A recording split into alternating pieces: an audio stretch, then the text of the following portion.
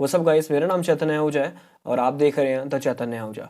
तो guys, it's my first video. So आज हम रिएक्ट करने वाले हैं और कुछ बातें करने वाले हैं ओशो के ऊपर। सो सीधा वीडियो पे चलते हैं और देखते हैं।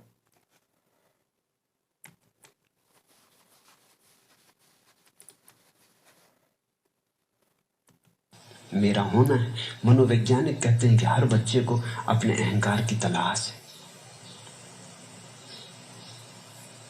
इसलिए ईसाइयों की पहली कहानी कि ईश्वर ने कहा कि ज्ञान के वृक्ष के फल मत खाना आदम को, और आदम ने खाए।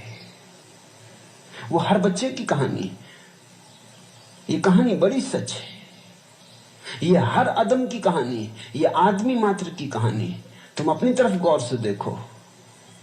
तुमने वही फल चखे जो इंकार किए गए थे। जहां जहां लगी थी तख्ती भीतर आना मना है, वहां वहां तुम गए। तुमने हर तरह की जोखिम उठाई और तुम गए। जाना ही पड़ा, क्योंकि बिना जोखिम उठाए तुम्हारा अहंकार कैसे निर्मित होता है।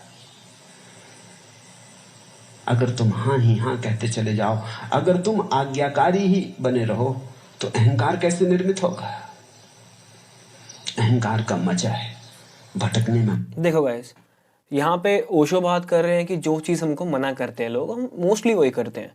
अब तुम खुद में देखो, जो चीज़ तुम्हारे पेरेंट्स तुम्हें मना करते हैं, भाई देखो ये नहीं करना वो नहीं करना, तुम सबसे पहले वही काम करते हो।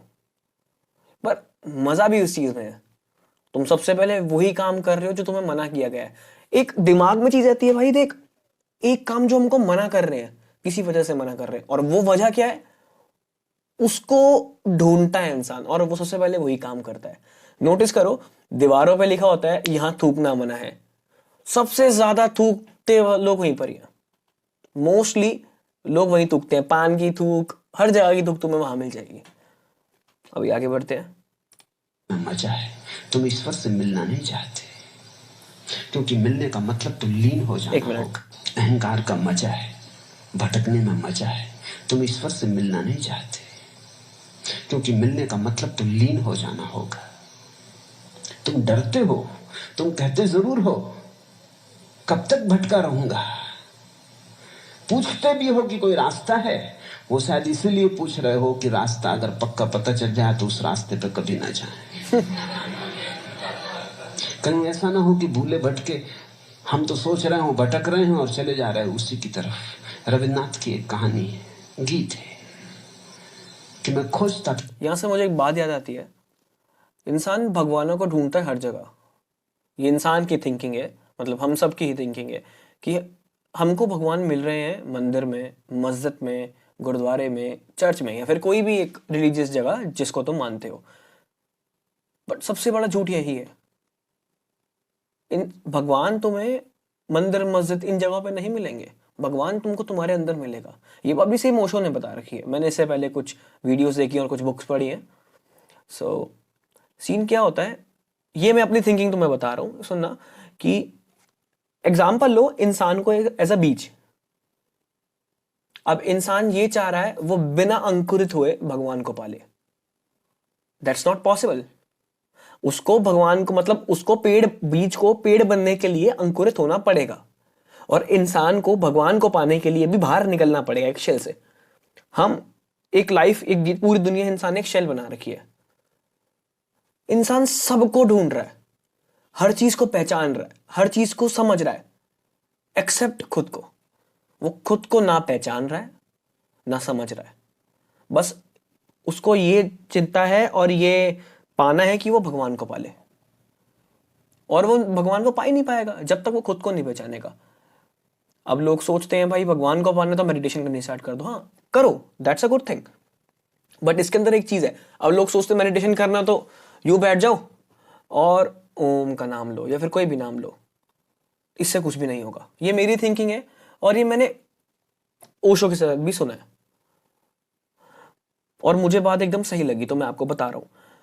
तो ओशो ने ये कहा है कि अगर आपको मेडिटेशन करनी है तो आप सब कुछ छोड़ दो, शांत हो जाओ।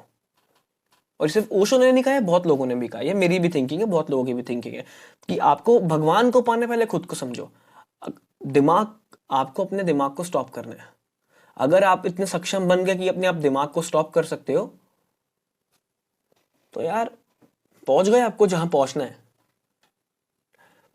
आपको चुपचाप बैठना है, जस्ट डू नथिंग। बस आंखें बंद रखनी है और जितनी हो सके उतनी कोशिश करनी है कि आप कुछ ना सोचो।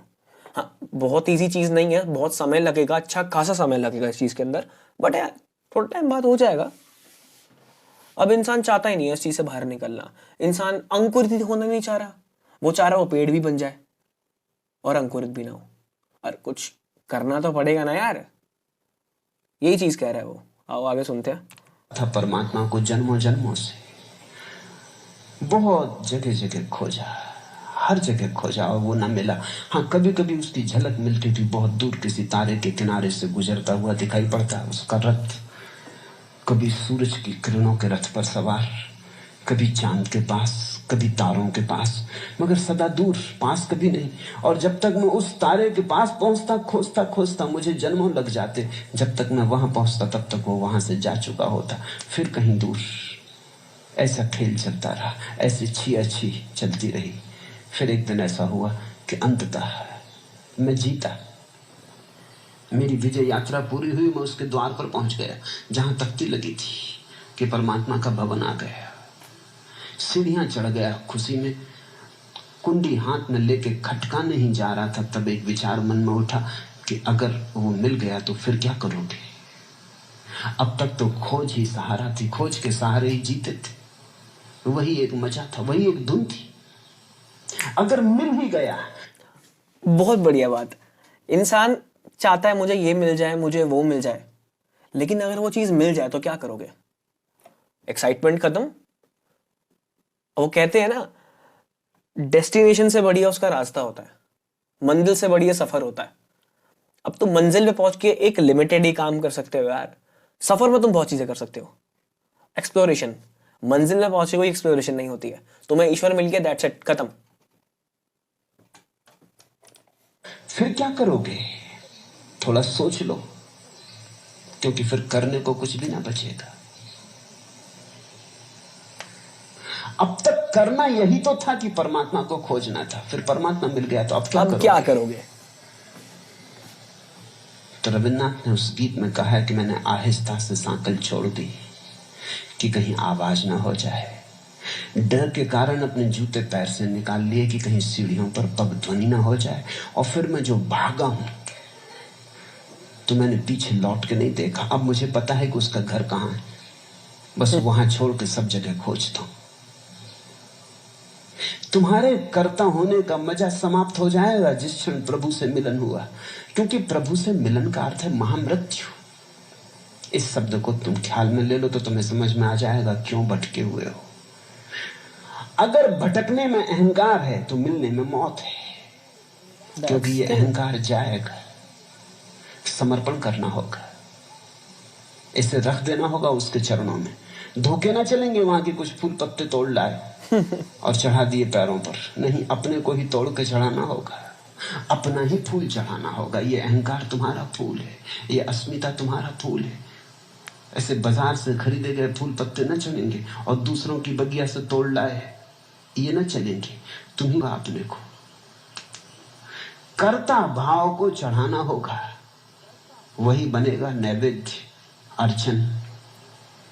अगर उतनी हिम्मत नहीं है तो फिर हम भटकते रहते और हम पूछते भी रहते। इस पूछने में एक मजा भी है, मजा ये कि खोज तो रहे, अब और क्या करें। मैं कब तक भटकता रहूंगा पूछ। भाई देखो, बात ये है कि इंसान भटकता ही रहता है। उसे सब पता है कि क्या, उसे इनडायरेक्टली पता है कि भगवान कहाँ है। अगर उसको एक अच्छा एक गुरु मिल जाए, वो बता दे भाई ईश्वर तुम्हारे अंदर है, बट फिर भी इंसान मानता नहीं है। इंसान को करनी अपने मन की है, इंसान को ईश्वर भी अपने ढंग से चाहिए। उसे अगर बोल दिया जाए ईश्वर मंदिर में नहीं है, वो जो पहली बात की थी, जो चीज तुम्हें मना की गई है तुम वही कर रहे हो। एक क्षण भी ज्यादा भटकने की जरूरत नहीं है। जिस क्षण तुम चाहोगे कि अब तैयार हूं समर्पण को, उसी क्षण मिलन हो जाएगा, तत्क्षण मिलन हो जाएगा।